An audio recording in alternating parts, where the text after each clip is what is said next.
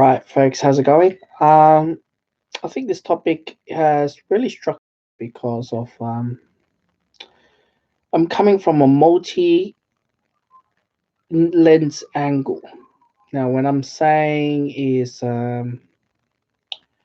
a bit about my background and why I believe that we should go back to collectivism. All right, let's just let me break it down. I brought up as functional family, and I had before mental health and suicidal, which made me go study social work or pathway to social work. Now I've given up social work last year as there's too much activism. There's too much activism going on instead of actually really helping. And I've dropped back down and doing aged care. And now more and more people are getting onto debt, whether it's a household debt or whether it's buying another property, investment properties, or whatever. Which means those who bought multiple properties, they're all right, but those who has household debts, to order to maintain their lifestyle, um, nobody wants to downgrade in life. Let's just put it that way. Everyone wants to upgrade in life. All right. Mm, I guess generation who didn't enter the debt bubble, besides student debt, are living in a minimization. All right. And they started to look at the world very differently. And I think I'm not sure how many people are waking up to what's it like. But for me to look at aged care and to me to look at what is going on, what I've studied in social work, and as well, who used to work in the food stamp industry, what is going to hurt the most in a very individualism society is the fact of individualism is great to chase your dreams. Australia dream, American dream, whatever the country dream it is, having a house, having a family, and everything. But it's also great for migrants to chase whatever they want. But the moment they reach to midlife crisis, or perhaps they reach to close to retirement age or in a retirement age, there's a sense of notion there's a lot of going on.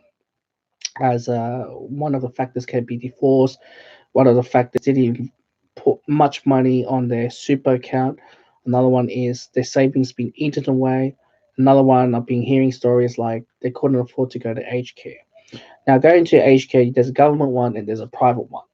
Now, obviously, the government one, it's claimed to be free, and the only expenses that they use is your every week or fortnightly pensions.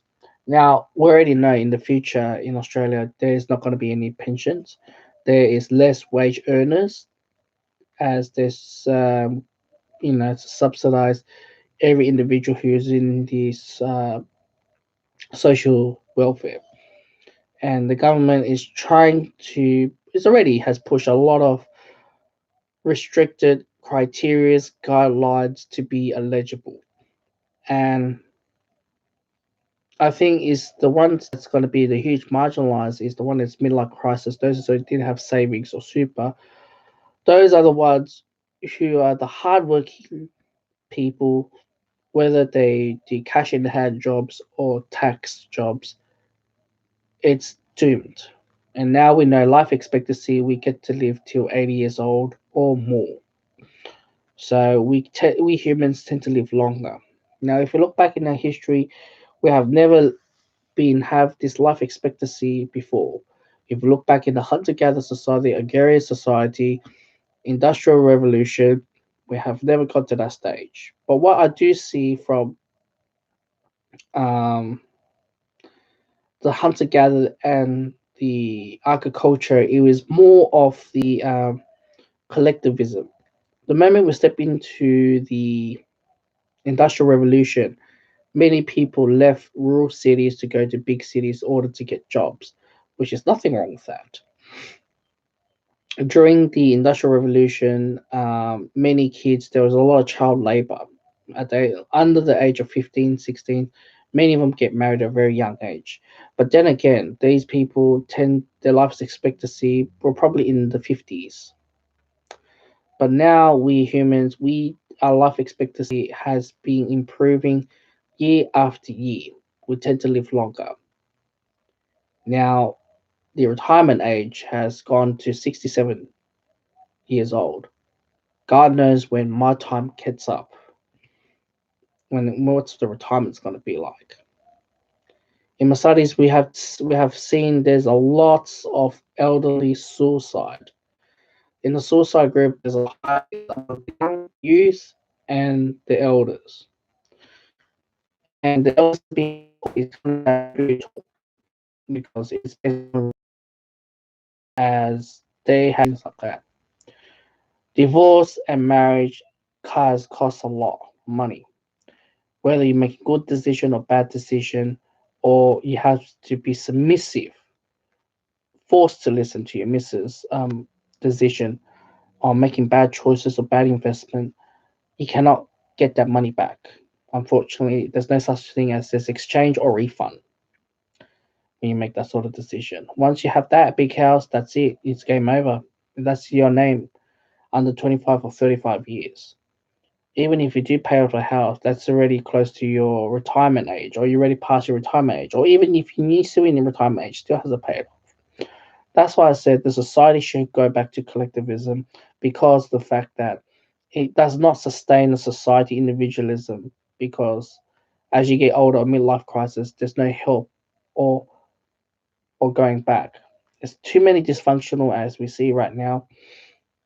Um, there's too much going on. And when I listen to my clients, or perhaps I have to say my residents, family members, and talk about how their children gone through making bad choices or divorces and quickly go back to live with the parents.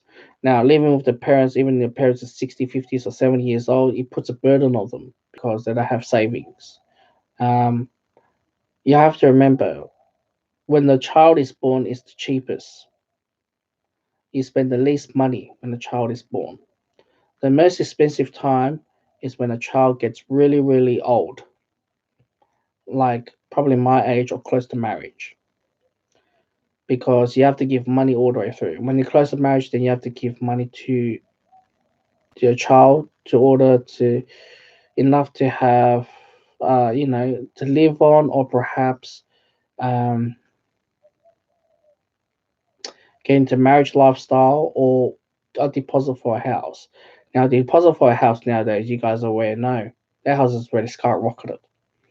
And that's why I said we have to go back collectivism. We cannot sustain this new individualism lifestyle. Yes, it is fun. Yes, we're making our own decision. Yes, this and that. But I think this sort of lifestyle is still, I know China at the moment is very, very strong, even though it's not a very strong collectivism where it's very, very small family group where you have, like, imagine, just let's just say me and you would get married.